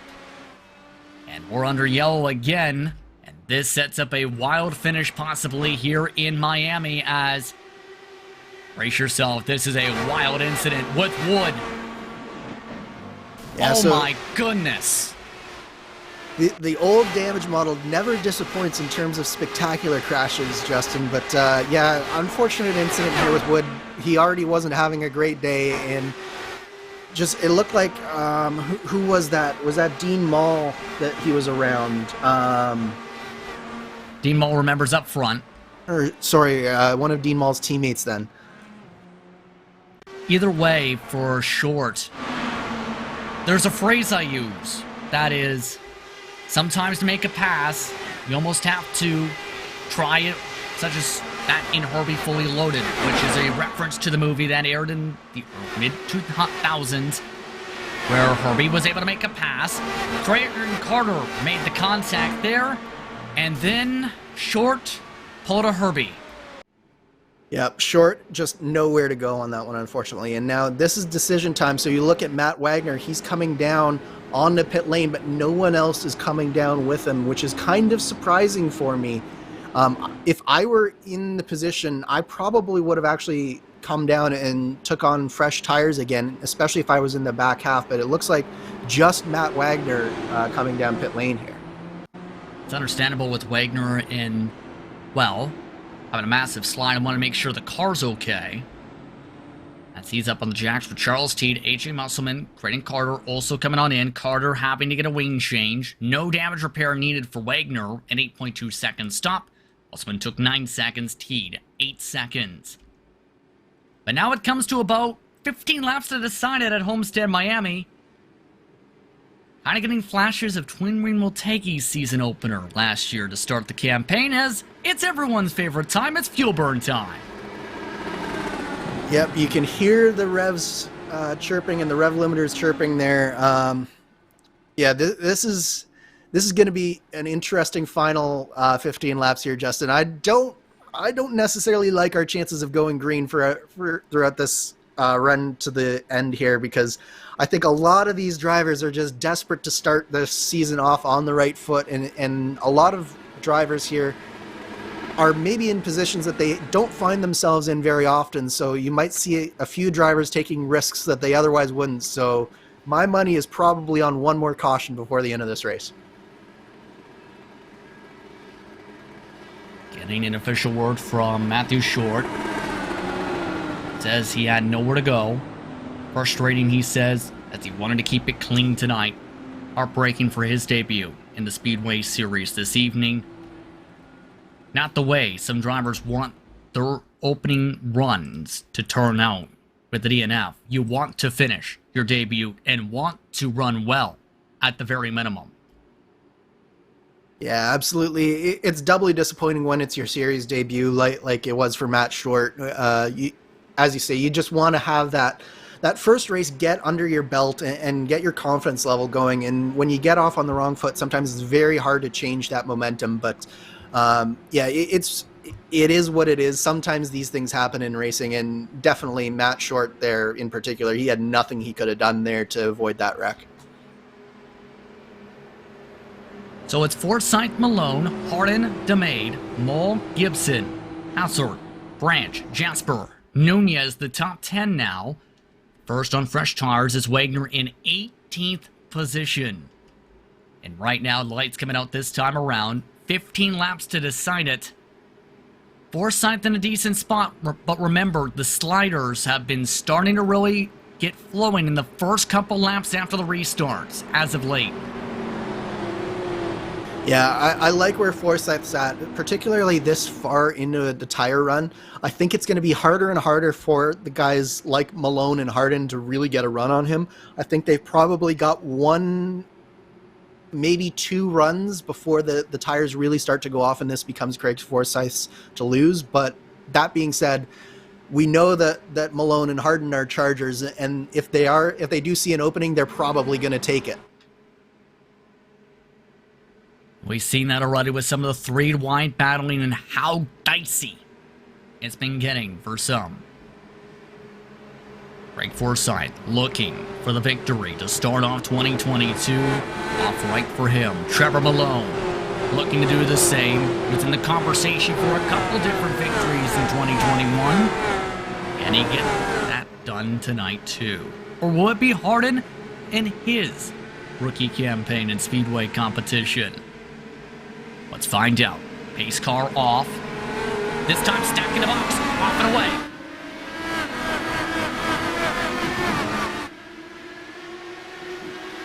And Forsyth, despite the later launch, still with a great run in the turns 1 and 2. How big will the draft be, though, is the question. Nunez with some problems. He's apologizing on the radio. They're stacking 2x2 around him. Now they crash behind him. Wagner's in the wall. 3 more collect behind him. Carter flipping upside down. Ron Hacker upside down. We're under caution again. Well, cautions definitely breed cautions in this case. Yeah, Nunez makes a small mistake and it stacks everyone up behind him, and it just looked like, I think it was Charles Teed got into the back of Matt Wagner there, and just unfortunate timing from Matt Wagner. He was so strong at the beginning of this race, and just the strategies put him in this position where he's back in the back trying to make a move here, and you can see that the line just stacks up in front, and I think there was a little bit of air in between the wing of Charles Teed and the back of Matt Wagner, but nonetheless, Wagner finds himself in the fence, and Creighton Carter and Ron Hacker nowhere to go on that one. Take a look at the slow-mo, and you already see how dicey it is in the first place with some of the checkups. There's Charles Teed, that driver you mentioned, with some of the air. The air helps. The wing says bye. And off and away go three drivers upside down into turn 3 to set up a restart with under 10 to go. Of note, Mike Rigney under caution in a checkup. Also got significant front wing damage after that as well. Yeah, that was an interesting incident with Rigney, but one thing that you mentioned that's going to be key here, Justin, is the fact that the restart should fall under 10 laps to go. So what does that mean? All the lap cars, they go to the end of the field. So we are going to have no lap cars interspersed with the lead lap cars for this final run to the checkered flag, hopefully not another yellow flag. And so that's just going to ratchet up the intensity just that little bit extra, because there's been no buffers in between anyone now. Two drivers who are still running who would be amongst those, well, three, would be Coogan, Wood, and Watson. By the way, Watson, he's already up to 27, with the chance to now move up to as high as 26th with this caution flag.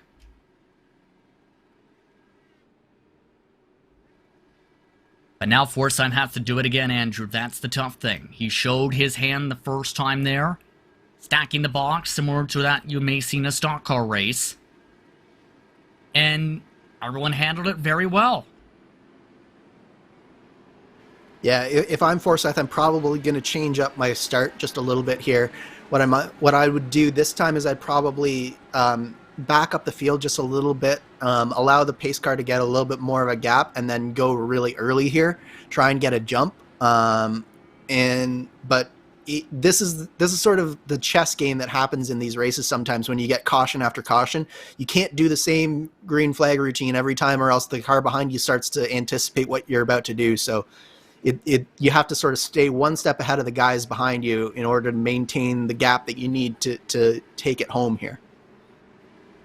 Coming up to 1 to green this time by 11 laps to go at the stripe, 10 to go when the green flag flies, so we'll see how things sort out. But right now, there are 19 drivers on the lead lap. Forsyth, Malone, Hardin, DeMade, Mull, Gibson, Hassert, Branch, Jasper and Wood, Nunez, Jenkins, and Zaldo, Goodman, Teed, Musselman, Munoz, Ryman, Rigney. Those are those drivers who all still have a chance here, depending on what happens, to potentially fight for the W. 1 to go this time. And fuel burning time sees Trevor Malone decide, let's go to the very bottom here. Yeah, they're all spread out once again, and they'll get nice and lined up on the backstretch, hopefully. But yeah, it's one of those times where any little advantage that you can get, any little thing that you can do, this is the time to do it. You have to pull out all the stops, and we even see some drivers coming down pit lane here at the very end to try and top up, see what they can do. Yeah, this is going to be exciting, I think, Justin. Some of those drivers are some of the lap cars referred to, so that is understandable. Of note, AJ Musselman also topped off there, as well as Samuel Ryman. The tough thing is, with the timing of Musselman, he actually came out behind Watson, so we'll see how that works. But the rest of the field is in turns 3 and 4. Forsyth looking to close it out. He rolled the strategy dice and ended up getting the break of the night with the caution coming out the lap he was planning to pit. and now it comes down to 10 laps at Miami. Green flag is out, back and away.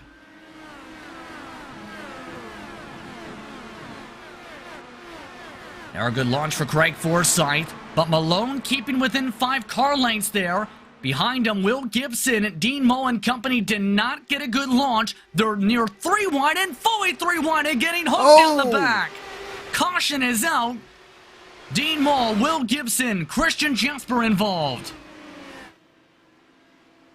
Yeah, this is almost a copy and paste from the last caution where we had a driver who just didn't get a good launch, messed up coming out of turn 2, and then it just stacks up on the backstretch there. And just really unfortunate there for Jasper in particular. He had just nowhere to go, but it all started up with Dean Mull just a little bit further up, Justin. Yeah, they're fighting side by side. Look at that close clear. But then you have the near 3 wide, and wow. Just to basically that razor's edge of the front wing and sending them flying. Listen on board. This is from the driver coming in Jasper.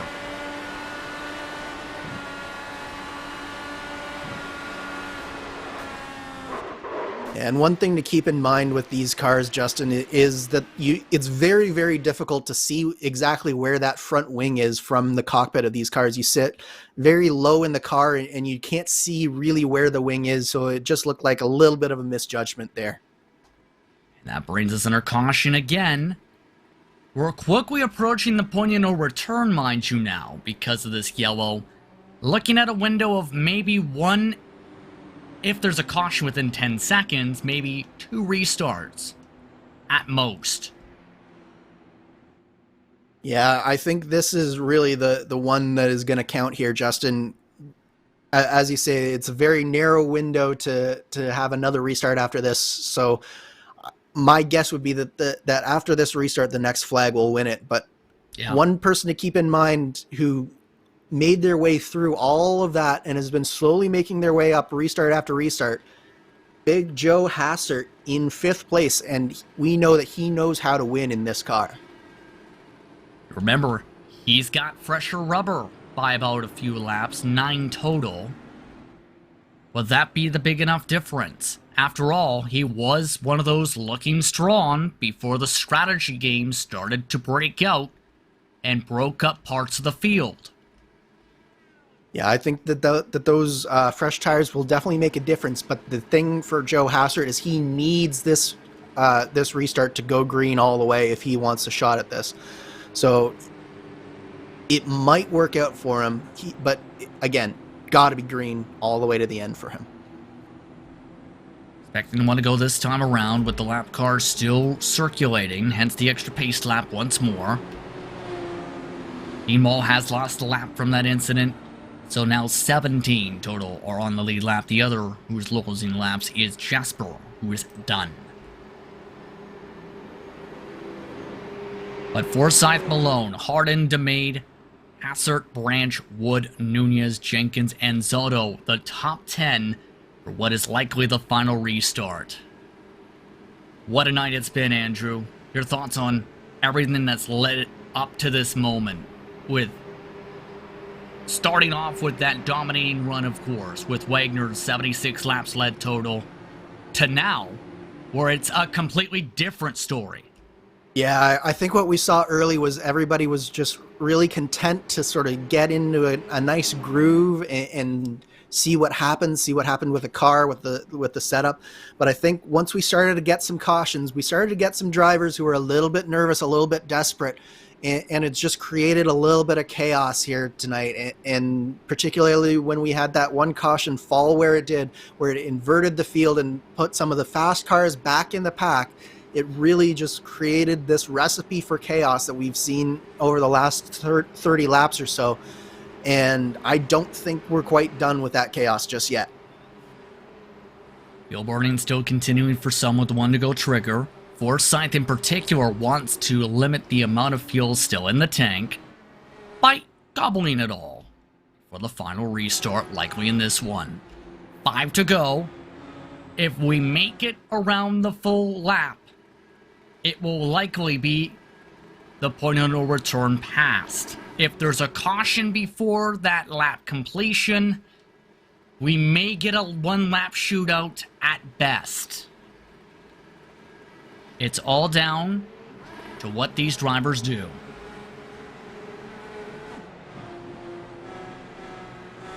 Up to the top wall, Forsyth in control of the field.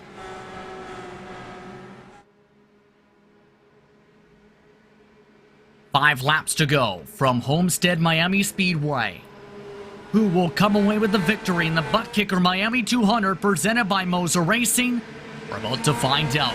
Green flag, 5 to go. And they're already spinning towards the back of the group. They hold on to it. We stay green.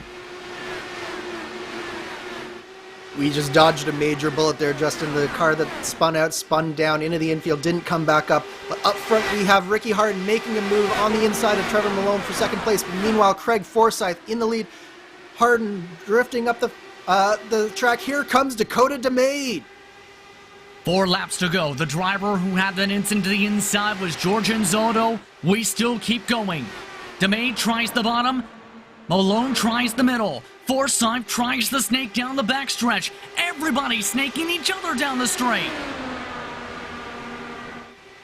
Take a quick glance at what happened. This could have been a huge caution for this race. Instead, we go green for the final 3 laps as they fight for the win. Big Joe Hassert now up into 4th place. Ricky Harden is fading. Dakota DeMade also in 3rd place right now.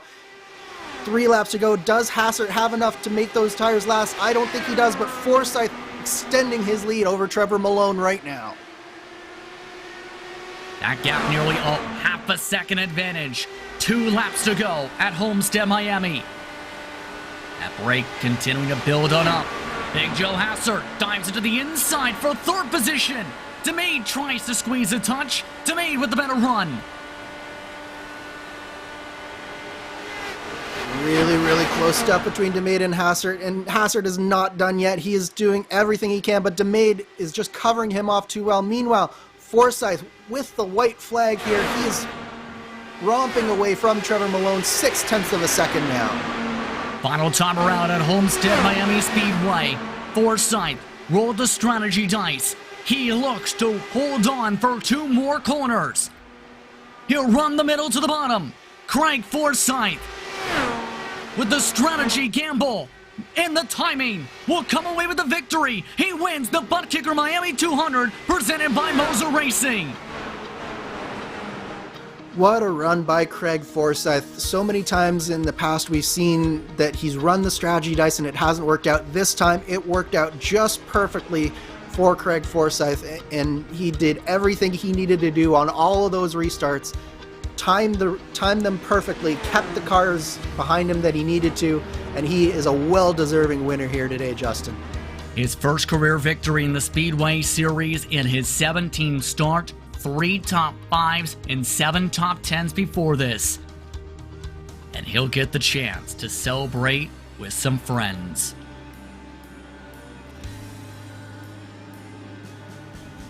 For Dakota DeMade, a 3rd place run. The 82, happy to be in the podium. Up for Craig Forsyth, he'll be happy to start off the year with the W. What an emotional night of action, to say the very least, as we take a look at the unofficial race results presented by SimRace 247. Forsyth ran away in the final 5 laps. We mentioned, could he be the driver who plays 4D chess to win it from 25th? He did it. He wins over Trevor Malone. Dakota DeMade rounds out the top 3. Big Joe Hassert in 4th, with Gabriel Wood in his debut for JD Esports, making them smile in an open wheel machine in 5th. Ricky Harden was in the mix for the win late, dropped to 6th in the final few laps. Luis Gonzalez Nunez, after some rough patches, up to 7th. Joe Branch, Paul Jenkins, Michael Goodman, your top 10 tonight. Gonzalo Munoz recovers from being towards the back and keeps himself clean for an 11th place run. Samuel Ryman kept out of trouble to finish in 12th as an independent. Factory-backed motorsports driver AJ Musselman finished in 13th. Charles Teed did not have the best of closing laps. He finished 14, 25 seconds back. Shane Coogan one lap down with Mike Rigney. Then George Enzotto crashed coming to the final restart. That did not trigger the caution as he stayed on the apron. He finishes 17th. Will Gibson, 18th. Dean Malt, Christian Jasper, your top 20. 21st went to Andrew Wood, 13 laps down in his debut. Then Ron Hacker and Matt Wagner finished behind him on the pylon with Creighton Carter. Matthew Short pulled a Herbie and finished 25th.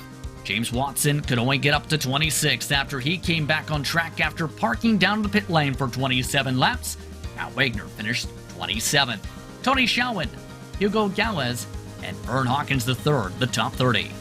Jeff Gion, Gary Godso, Jim Herrick, Nick DeGroot, and Chris Fowler, the top 35. Jake Foster showed great pace all night until he got launched to the sky after getting repairs done under green. Isaiah Dupree finished 37th. Sam Crow, after being the quickest driver in practice and not qualifying, finished in 38th. Kevin Sanders in 39th amongst the early cautions, and Ryan King finished in 40th. And the last driver on the grid tonight to start the year was Mike Gibson, after starting strong early 100 laps down. That brings us towards tonight's post-race coverage presented by HyperX, as the Lionheart Racing Series is powered by HyperX, makers of premier gaming gear like the legendary ultra-comfortable Call-Out line of gaming headsets. Wherever you play, however you play, HyperX knows we're all gamers. For more information on HyperX products, visit hyperx.com.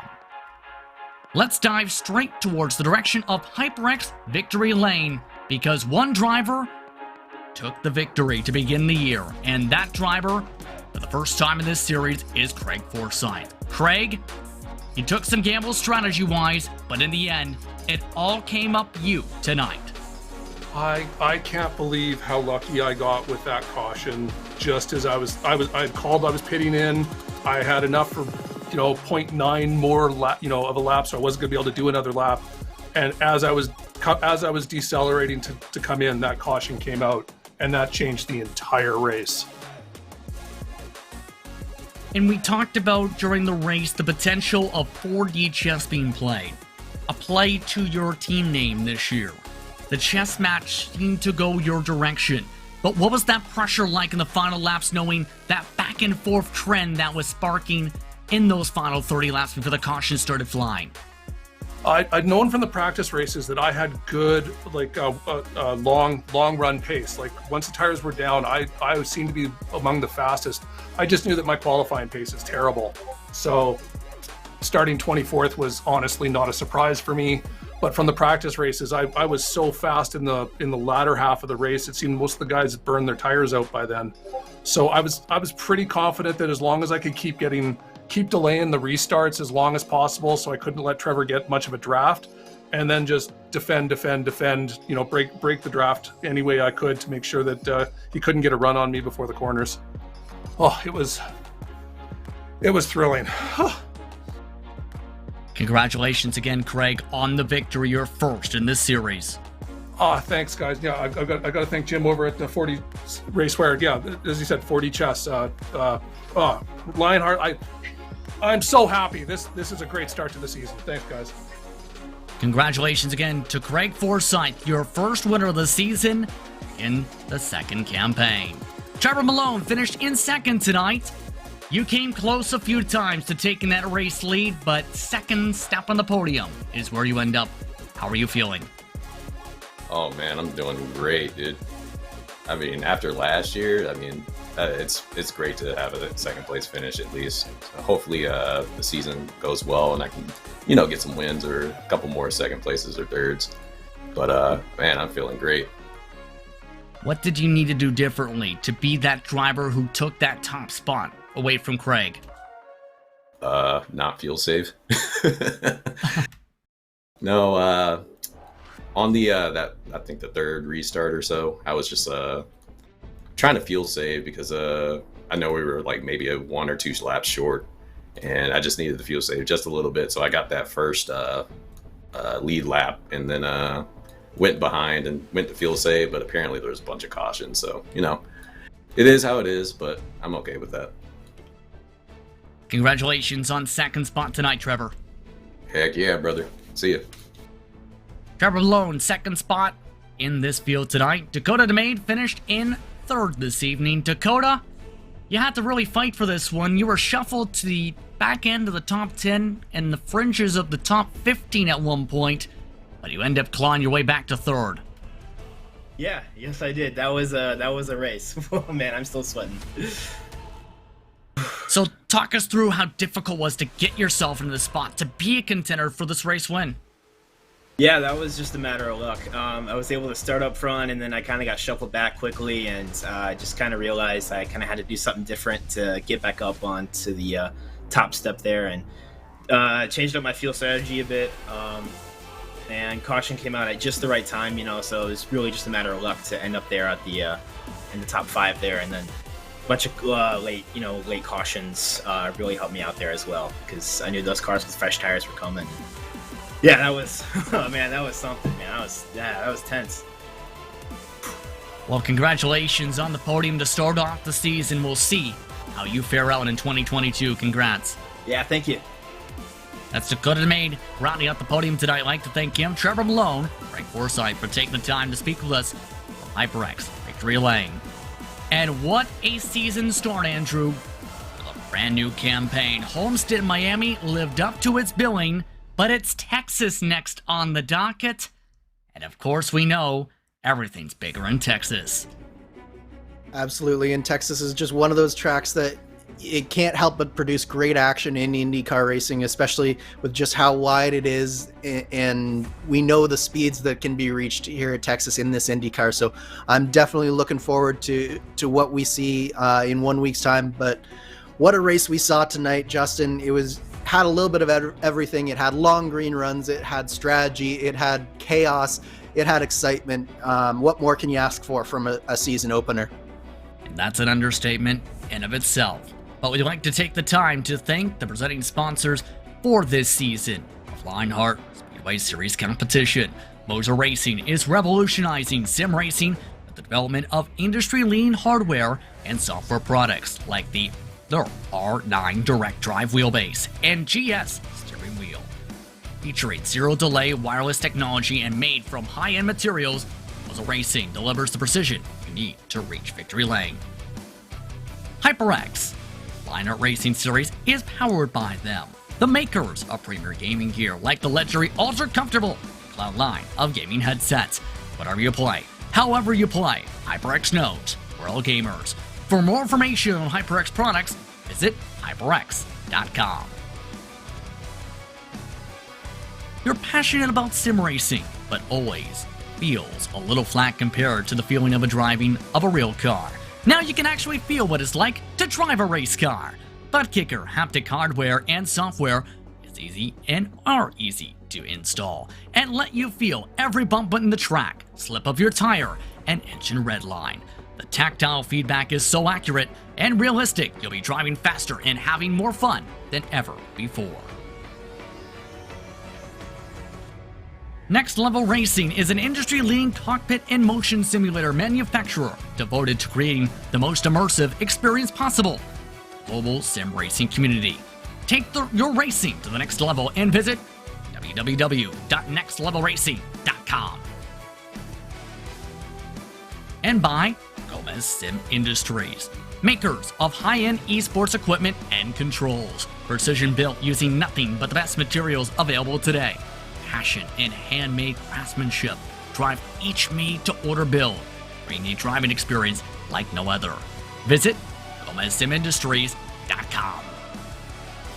Lots more Lionheart competition is to come, and we can't go without thanking the many more sponsors seen on screen for all their support of the Lionheart Racing Series. To follow along with the action, go to LionheartRacingSeries.com or keep up with them on social media at Lionheart Series. But with that, I'd like to thank everyone for tuning in for tonight's action from iRacing's virtual Homestead Miami Speedway.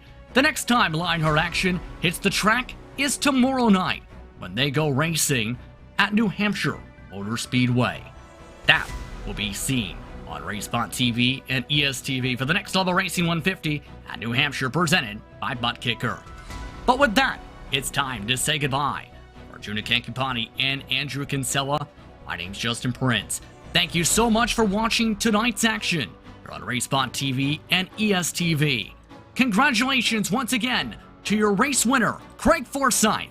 He comes away with the season opening W at Homestead, Miami. Enjoy the rest of your evening. Good night.